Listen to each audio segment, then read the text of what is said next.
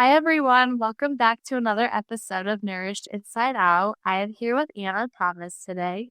She is a head director of a fitness facility, and has a story of how she went from surviving to thriving. So, thank you for joining us today. I'm so excited. Thanks for having me. Absolutely. Do you mind telling us a little bit about your background and your story and how you got to where you are now? Yeah, currently my husband and I, we are out in Nashville, Tennessee, so suburbs of Nashville, and grew up in the Chicagoland area.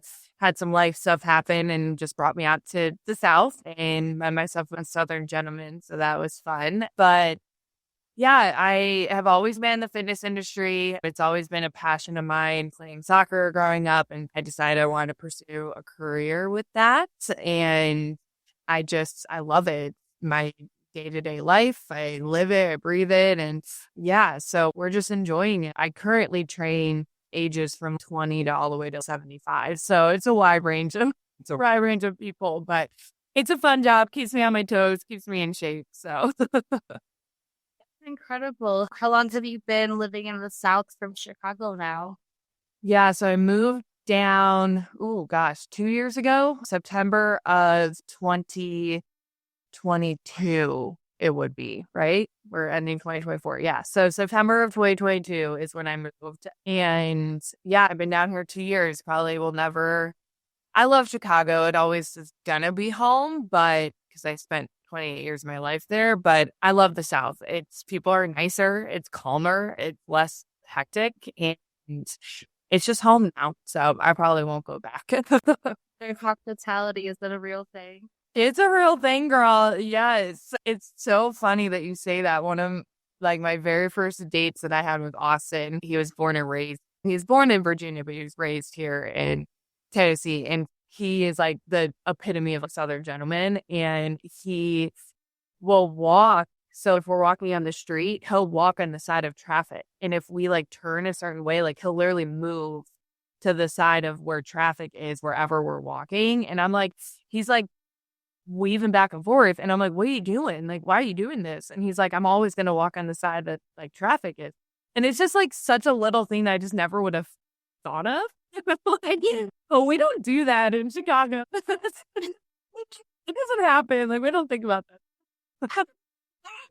Like, that is a total Southern thing that like we just don't think about in Chicago. Definitely. We'll be like, just turn around and make sure no one's behind you or what. Yeah. What? Watch out, get out of the way. Yeah, no, there's no, we gotta make sure I'm walking on the side where like you could possibly get hit, even though there's a big sidewalk. Like yeah, it's a totally different life. I love it. It's incredible. It really shows you like how much the little things can mean. And it's so cool because it's like you said, coming from Chicago, that's not a thing. Yeah, I'll meet you on the divvy or something. It is. It's little stuff. And then my boss is super Southern and he says like fixin' to. Like I'm fixing to do something. And I'm like, what? Like, what are you talking about? Like, it's just such a Southern thing. Instead of I'm gonna go do this, I'm like, oh, I'm fixing to do that. Yeah, it's a whole. There are certain parts where it's a whole different life, but surprisingly, a lot of people say they don't sound like I don't sound like I'm from Chicago, which I think is yeah, but Just the way that we say it. maybe I don't know, but like they they know I'm not from here, but a lot of people here think like Chicago accents are more like Boston. Like Austin really thought like I was when he found out I was from Chicago, he really thought I was gonna have a more of a Boston accent. And I'm like, different city, bro. It's not the same. Different state too. Yeah, different state, different city, like not even close. So I wonder if that's a preconceived notion here that they think we would have more, like Chicagoans would have more of a Boston accent. I don't know. That's so good to know. What brought you from Chicago to Nashville? My family had moved down here. My sister, my oldest sister, I moved down here about 7 years, 6 years before I did. And then my parents moved down about 5 years before I did. So they set the pace for why Nashville. I don't think I would have moved just with where I was in life. I don't think I would have moved anywhere that my family wasn't at the time, but I ended up obviously falling in love with it. But they just wanted to get out of Illinois. And so they chose Nashville. And after I went through my divorce, I just decided to pick up and call my mom. I was like, "No, I'm moving to Nashville." And here we are. Yeah, it was a whirlwind, but I moved here with his family. That's incredible. It's nice that you were able to just reach out and let them know, hey, like this is like the situation, and that they were open and willing to let you come there too. So you had a place to go. Oh, yeah. It was like, I think that I legitimately shocked my mom. I don't think I remember calling her, like vividly remember calling her and being like, I think the very first thing I said to her was, "Are you sitting?" And I don't know why. I just thought like she would blow over from like the information I was going to tell her. I have no idea. But I was just like, "Are you sitting down?" So I remember calling her and being like, "Hey, by the way, just letting you know, I'm leaving Jason. I am leaving the business and I'm moving to Nashville. So like, I'm getting on a plane." And she was like, "What?" Like I think that legit like shocked her. Like she was like, "What are you talking about? What are you talking about? What was?" And she's, "Are you on the plane now?" Then the mom part kicks in where she's like wanting to make sure I'm okay. She's wanting to make sure like I have everything said and all of that stuff. But yeah, it was a pretty cool moment. Wow, that's incredible to have, especially that kind of support when you want to talk a little bit about the business and like how you got started and what it was. Yeah. So I got started, you got started. No, I got started really young too. You were younger than me, but I was fresh out of college. And so looking back on it, just being 30 now, which is crazy to think about, is like looking back on how young and like naive I was in that situation is so interesting as like an adult and having gone through a divorce and being remarried and just like all of the life stuff that has happened. It's allowed me to really have a different perspective on just like a past me. And so I was fresh out of college, 22, 23 years old, and I was coaching soccer full time, which if anyone is in any sort of coaching background, they know we don't have a lot of money. And I just was trying to figure out what I wanted to do. I was a collegiate athlete. I had this like life plan. I had this life set. I was the soccer girl. That's what I did for up until that point, 23 years of my life. And so when I was done playing, I tried out professionally. And so when I was done with all of that path, it was an identity crisis of what do I do now? Who do I become?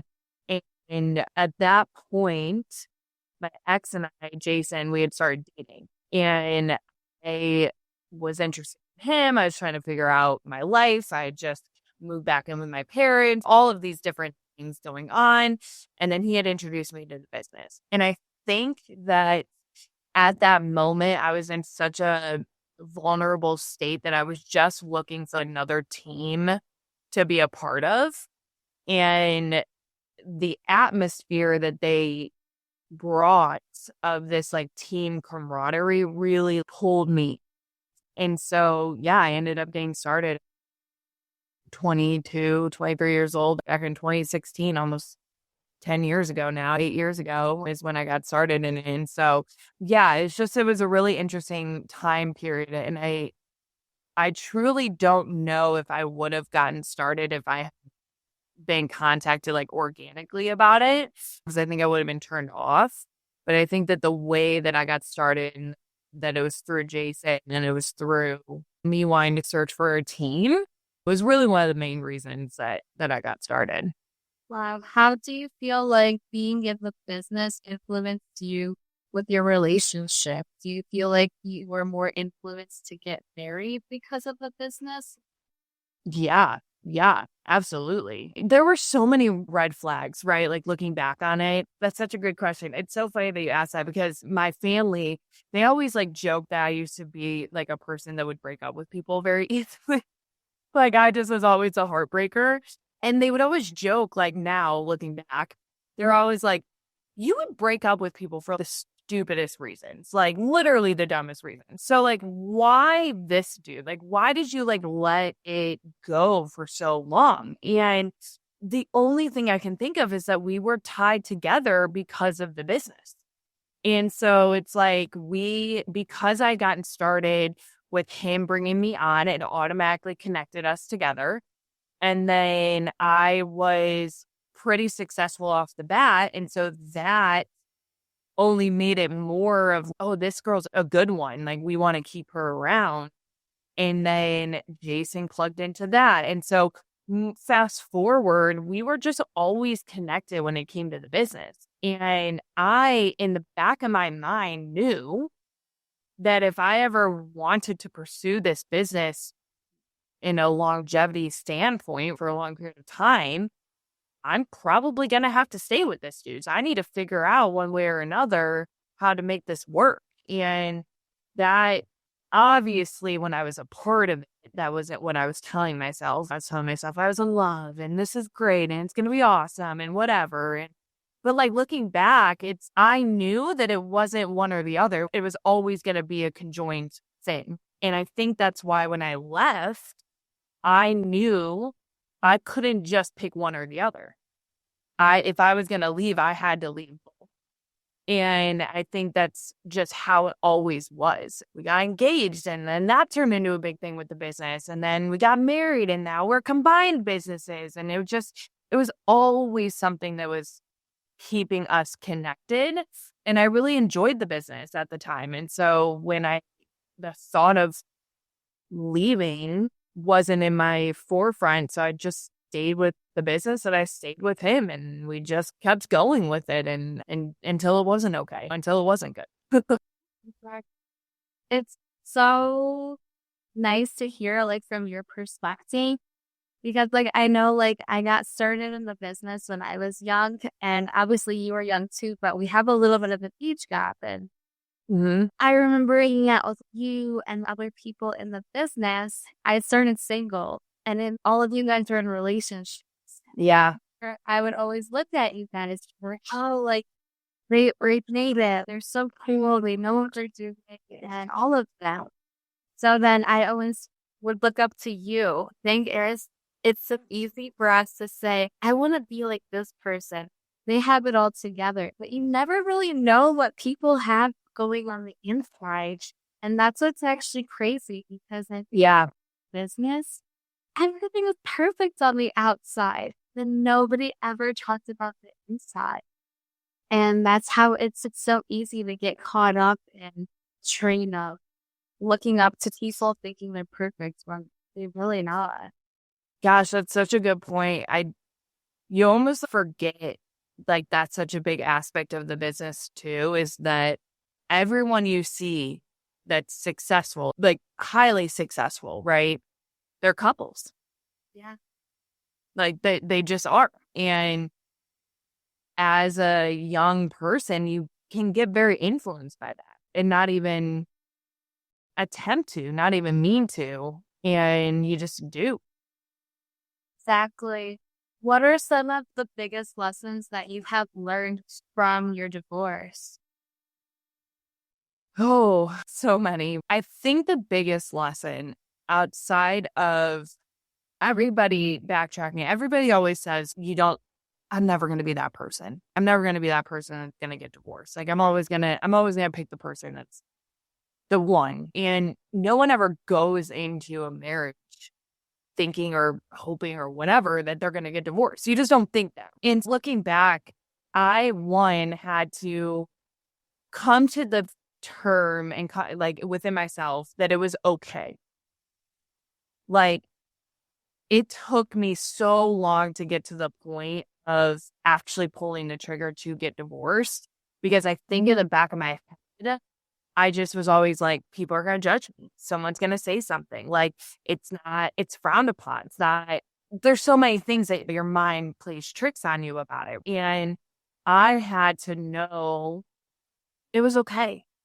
Like, it's okay. People are going to move on. You're going to be fine. When I think if anyone is in that situation, like, it's okay. It's going to be okay. It's scary as all heck to completely change your life. and 180 it and leave something that you've known for so long, yeah, that's freaking scary, but it's gonna be okay. And that's probably, looking back at my 25-year-old self, I wish that I could have told her that and left a situation a lot faster than I probably did. But the other thing is like knowing that I'm worth so much more than I gave myself credit for back then. Like settling is such a huge aspect. I think that's why divorce is so high, is because your self-image isn't to the point that you feel like you can deserve better. And so you settle. And my self-image was clearly at this point that I didn't think that I deserved better. And that's probably the biggest lesson that I learned, is knowing that I'm enough. And me is enough. And I'm okay. And it's like I had to find somebody that matched me, not the me I was trying to be. No, the me that I am, the me that loves family, the me that like wants to get tattoos, the me that dyes my hair crazy colors sometimes, the me that wants to travel, the me that wants to have kids. Different aspects of who I am as a person. I needed to grow into that self-image and know that I was enough for somebody else, and I didn't need to settle. I think that's the biggest lesson that I've learned coming out of that is not settling and knowing that perfect person is out there for you and that it's going to be easy. If it's so difficult, it's probably not right. And that's another, I've learned a lot, but that's another big one too, is because I've actually, since getting divorced, have given people advice when it comes to relationships. And I'm like, if it's so hard from the start, like you're fighting, you're doing this, so many things are happening that are going haywire and they're going crazy, maybe it's not meant to be. Like, maybe you need to pause for a second. And if it's meant to be, truly like meant to be, it's going to be the easiest thing that you do. It's going to be so simple, so quick, so easy. You don't have to second guess it. You don't need to worry about it. You don't need to wonder if he's cheating on you. You don't need to wonder. It's just like all of the aspects, right? It's simple. And that's a hard lesson to learn when you're young. I think so too. I think also going back to the business aspects with relationships, I think that they would always like frown upon divorce and leaving your boyfriend or girlfriend if you're not married, and they always frowned upon it. And I think that always put like a scarcity mindset into myself. So because I see Yep. everything on the outside as good, I made me feel shameful for leaving. And it wasn't something that I wanted to do at the time, but it's just because of that environment, it makes you feel bad. And honestly, I think I wouldn't change the situations for the world because they have shaped me to who I am. But at the end 100%. of the day, it's a valuable journey to who you are and to find your place. And like you said, when you find your person, it's going to be easy. I remember I saw you move to Nashville. Then I think 2 months later, you met this guy, and I'm like, I'm so happy for you, but are you sure? And you're like, Yep. what? I'm like, oh, I trust you. Yeah, no, I trust me, girl. I know it didn't look all that great, right? Like it was quick. But yeah, it clicked. It was easy. It worked. But they say you're not going to find your person in peace. You're going to find your person in pieces, and they're going to help you put the pieces together. Yep. They're willing to help you put the pieces together. They're worth keeping around. Yep. Yeah, that's so true. I love that. Yeah, absolutely. Starting over is never easy. What are some actionable things that you started to do to start to rebuild yourself, your life? Yeah, I leaned into the people that I knew I could trust. I leaned into, and it doesn't have to be family, right? It can be friends. It can be work. Whatever is like a stability in your life, right? Is what I leaned into. for me, moving, I didn't have anybody. I moved into a place that I had no one other than my family. And like one of my friends that I happened to grow up with, and she also was living in Nashville. So as I was at this point that I had to really lean into them, but also I leaned into a lot of just like self-help, whether it was books, whether it was therapy, whether it was whatever. Like I just leaned into figuring out who Anna was and what I wanted to do. And then I leaned into what I loved, like what I enjoyed, what made me. I started playing soccer again. I started working out so much more than I had in years. I was reading more, and not all like the business books that we were forced to read. I read fun books. I read things that like I enjoyed that were just fun. I watched movies. I played music. I just did things that I enjoyed. I did the things that made me happy. Because for so long, I didn't do that. I just did what was looked at to be the right thing. I did as if you had a glass house and everyone was looking into your house. I did what like the status quo was. And so, yeah, starting over is freaking scary. But what makes it less scary and what makes it less hard is just you doing what makes you happy and enjoying that and living in that and not letting anybody take that away from you again. Absolutely. I think that's beautiful advice because a lot of times, like for a lot of years, like you and I, the way that you said it was like we were living in a glass house and everybody was looking at us. Oh, are you reading? Oh, are you getting your audio fit? Are you doing the whole 9 yards? Let me live my life. At some point, I think I felt bad for having a TV in my house. You know what? Facts. Yes. Yeah. Absolutely. I literally would feel horrible for going to a movie theater. And how wild is that? Yeah. Yeah. And I think especially when we're starting over and like rebuilding a new life, like we need to find the things that make us happy and things that we enjoy. Some things for me was doing hair. I loved doing hair, so I spent more time with the salon. I found the salon that I really enjoy and just really started to enjoy the city more, like a normal human being. Yep. It's like when things start to fall into place. Yep.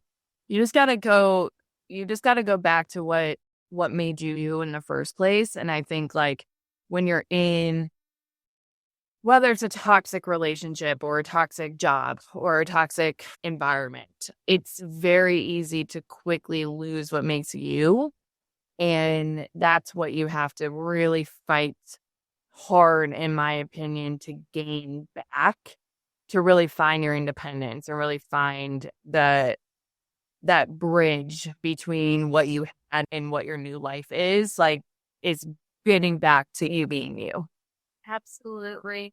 What are some advice or some tips that you would give to somebody who feels like they're stuck in an MLM due to the environment, feel like or someone who's stuck in a relationship they don't want, or both? Mhm. Yeah, it's such a fine line. The best advice that I can give is one, you gotta trust your gut. And that's so much easier said than done. But a lot of people don't listen to their gut. Like when their gut is truly telling them something, a lot of people will push that to the side. And they come up with excuses that, oh, it's okay, or oh, he means well, or oh, this is whatever it is. But truly, like when you're in that situation, you almost have to come to terms with it yourself. I don't know if that's how you felt in your situation, but no one was going to tell me to leave. They just weren't. If you tried to tell me to leave, I was going to fight you about it. If you tried to tell me it was a bad situation, I was going to fight you about it. If we're going to tell me like whatever advice you wanted to plant in at the time, like I wasn't going to listen. And so I think the best advice anybody can do is just to be there when life does hit, because it's going to hit, especially if you're in a toxic relationship or you're in an MLM and you feel stuck or you feel like there is no out, like I promise you that all of those people that you thought that you pushed aside, they're going to be there. But you have to come to terms with it. You have to be the one to decide. No one was going to decide it for me. I had to make the final choice for myself that enough was enough. And once you get to that point, do it. Like, don't like look back. Don't second guess. Don't like, once you get to that point, you'll know it in your heart of hearts. Oh no, I'm here. It's time. We got to make decisions. Like, we just got to go. Like, I got to leave. I got to figure out where I'm going. I got to figure out what I'm doing. I got to figure out my next steps. Like, got to put that plan into action right away. Otherwise it will fizzle. And that, yeah, I don't know if that answered your question, but yeah, that's really where I was at. I think trusting your gut was a lot of times we want to ignore the red flags or we want to just say, no, it's okay. Push it under the rug. Like you said earlier, but something that I heard not long ago was if you ignore the red flags in the beginning, the red flags are going to be eventually the reason that and that really hit home with me because I was the same way like you. If you told me to leave, I wouldn't do it. You told me that the relationship wasn't good for me, I wouldn't care. I would sit there and try to figure it out. Man, ignore all the red flags. But I also always found myself in fight or flight mode. And I cannot stand that. I don't know, were you always in fight or flight mode? Walking on eggshells, girl, is what my life became. It was walking on eggshells. It was, I'm not a, I always joke, like I'm a major flight. Like I run, I do not fight at all. And so for me, it was just walking on eggshells in every aspect of my life. Yeah, and I think that's also, it can be a scary place to be because, like, I think you feel so vulnerable because then you don't want things to be your fault. Because it's like whatever happens, it always backtracks to you, whether it was your fault or not. I remember in my unhealthy relationship when I was in my marriage, it was so crazy. Like I would get in trouble for not mopping the floor twice a week. You know what I mean? Like it was always on eggshells and it's just not a good place to be. But the crazy thing is, like God would tell me, you should probably go. But I wasn't ready. That's the key. Until we're ready. Yep. Yep. That's the key. And that's what I was saying. If no one could tell me you need to leave. Once I was ready, like it was time. And what sucks about that is that when you're the person on the other side, like you don't know how long that ready button is gonna hit. It could be a year, it could be 5 years, it could be 20 years. And that's the hard part about it. So on the flip side, like I just tell people, if you know someone that's in that situation, just love on them. They'll get there at some point. As long as they know that they have support outside of it, right? Once they do make that jump, once they do make that leap, as long as they know that they have that support, it's such an easier decision than not doing it and not having that. If you could tell your younger self one thing, what would it be? Ooh, okay. So this is a two-parter. If I could tell like my younger self, like my like childhood Anna, I would tell her to, I know it sounds so simple, but to just always be herself and never try to fit in with the norm because that's not fun. And I would tell her just like live life to the fullest. And life is way too short. And then my like somewhat older self, I would probably tell her to be less stubborn. I would tell her to enjoy as much as it sucks, to appreciate and enjoy when people want to give you advice and that you're not always right and that people live a lot of life and people who love you want to tell you. They just want to protect you. It's not because they are trying to tell you what to do. It's because they're trying to protect you. Yeah, I would tell my young adult self to listen and to not be as stubborn. I think maybe if I listened to your advice, about my last relationship or a little bit more, I would have sick myself a couple headaches. Maybe that's maybe, but I'm not sure about this guy. You sure about him? I think it'll be fun. And you're over here. Are you sure? I'm like, I think it'll be okay. Yeah, yeah, just a little bit.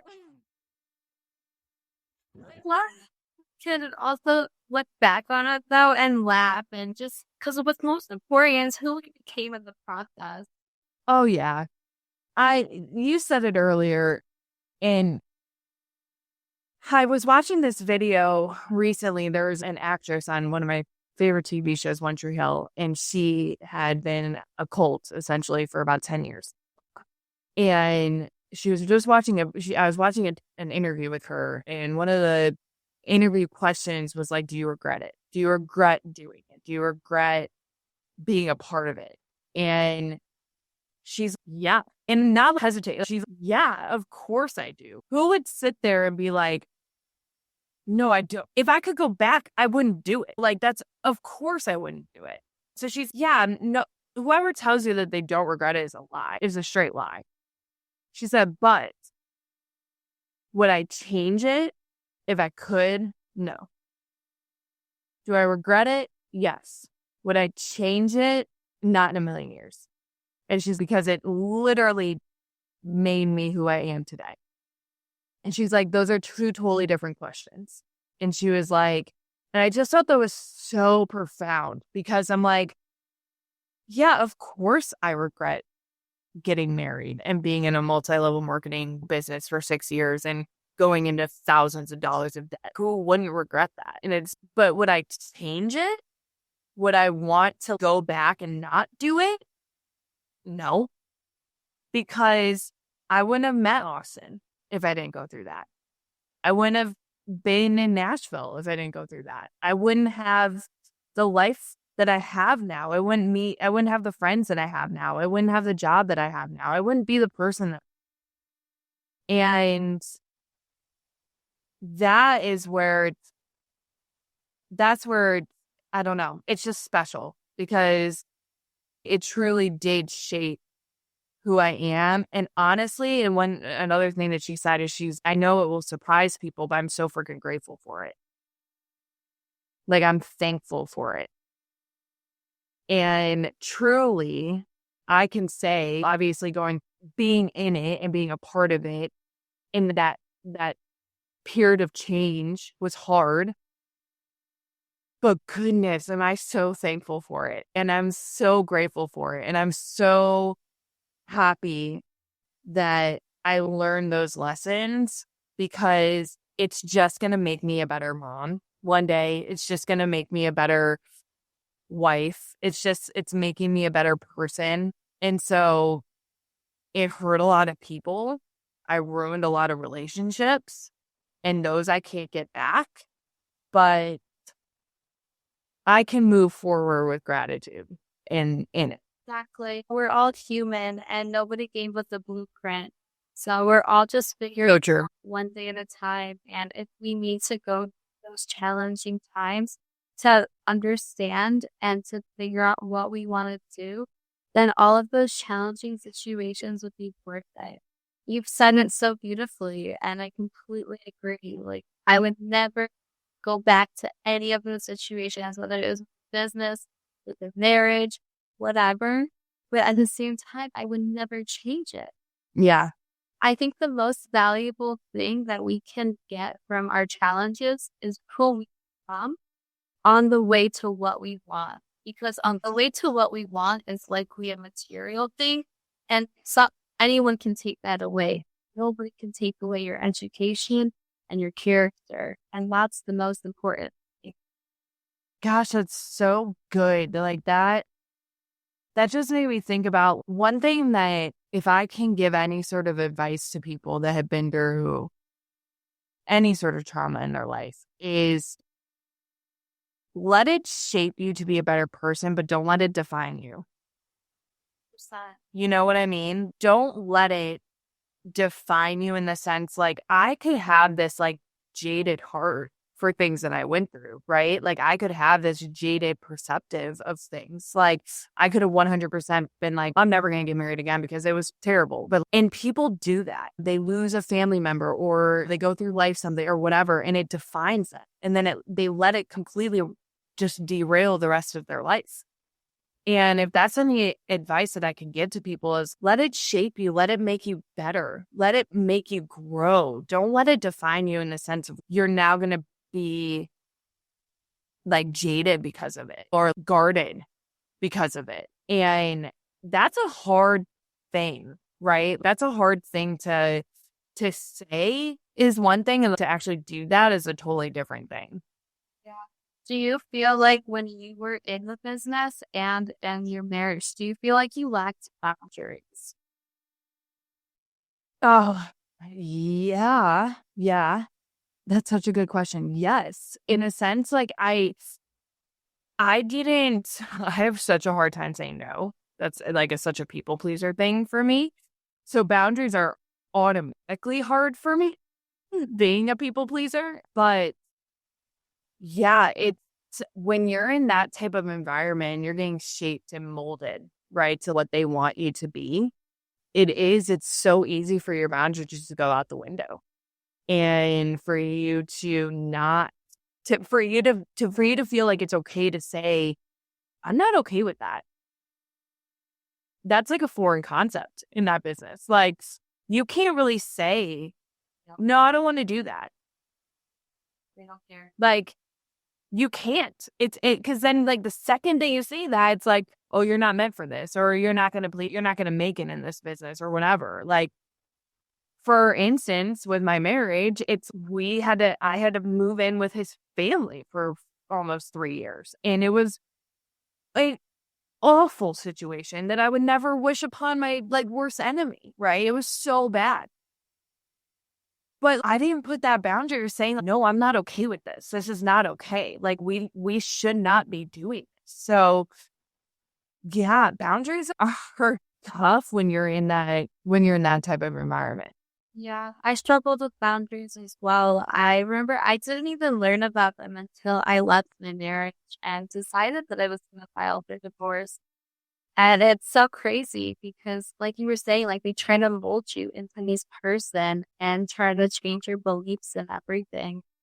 And they're just like, they want to make you who they want you to be. And then you take that and you put it into your relationships. And it's just like the same thing. You and I, we just let that person try to shape us. And clearly it didn't work out for them. And I'm thankful that we saw it eventually and we're not in that anymore. But it was a tough thing. I remember I just, when I go, metaphorically, when I say fight or flight mode, I just took the flight and I left the country when I left my marriage for a little bit. And I remember I met this one guy and he told me, Annette, you need boundaries. And I remember I looked at him and I said, what is that? I've never heard of boundaries. I'm 23 years old. And it blew me away.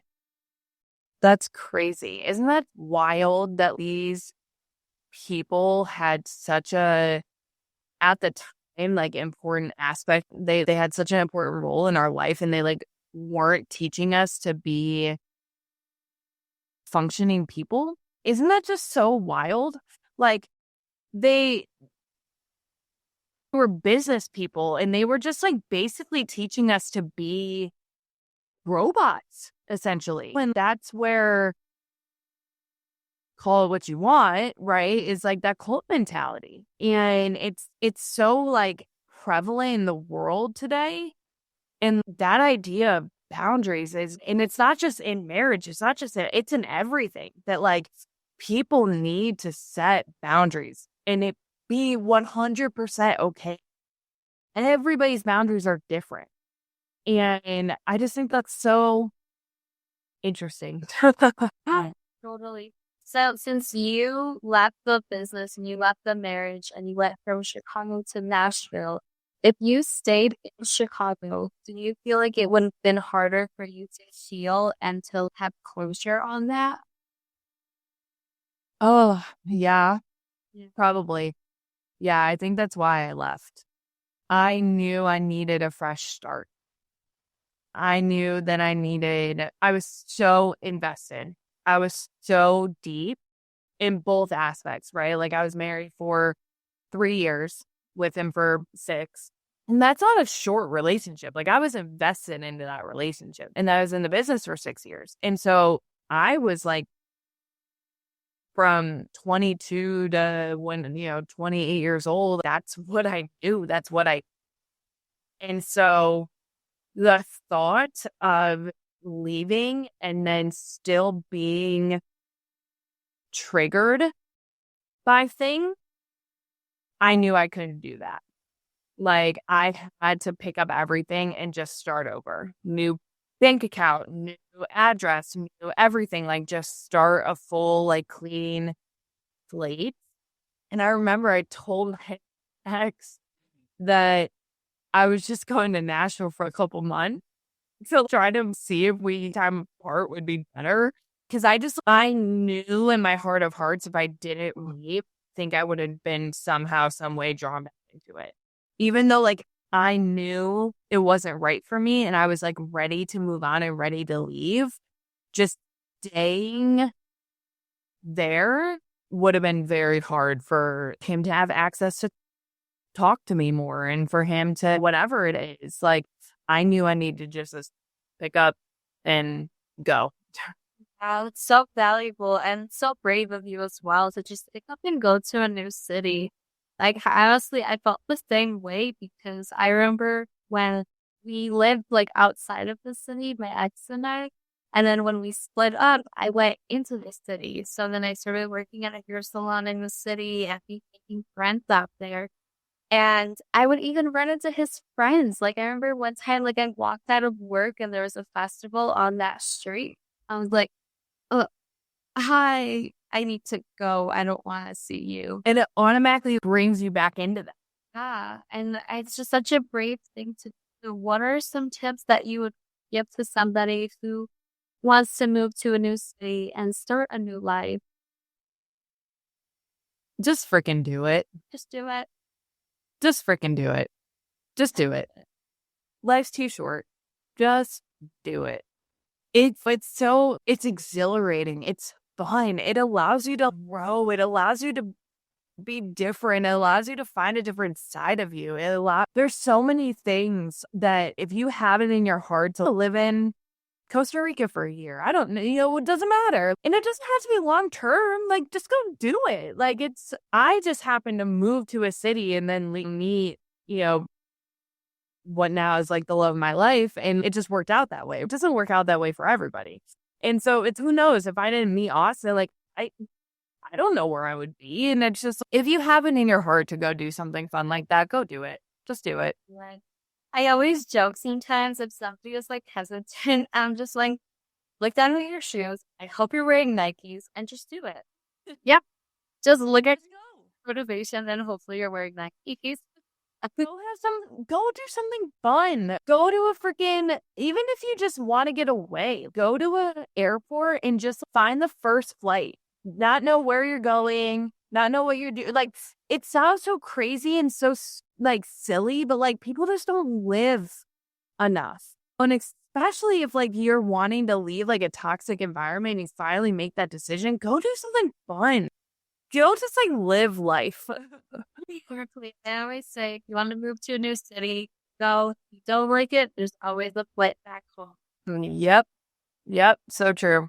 Thank you so much for sharing all of your tips. It's been so fun.